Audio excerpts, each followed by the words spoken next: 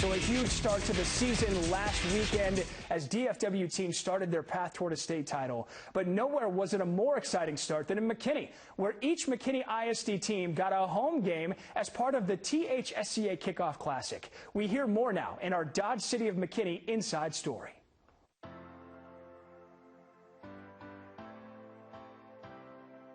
McKinney ISD Stadium, one of the largest high school stadiums in the state of Texas.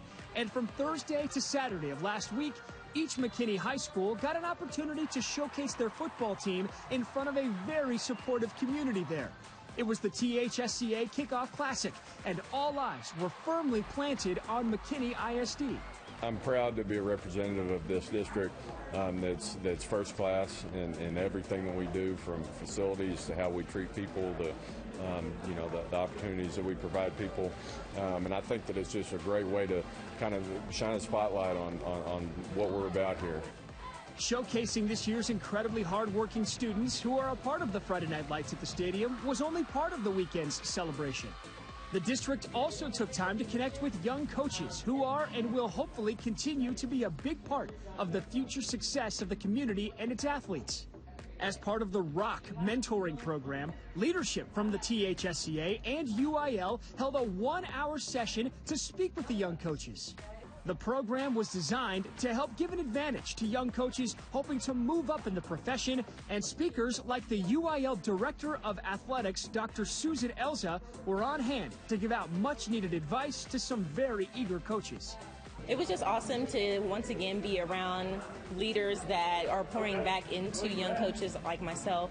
Just to see that they once started where I was is kind of phenomenal, but it's also kind of bittersweet because at one point in my life, that's where I want to be. And while coaches are well known as leaders of students, you can find other great leaders in high schools as well.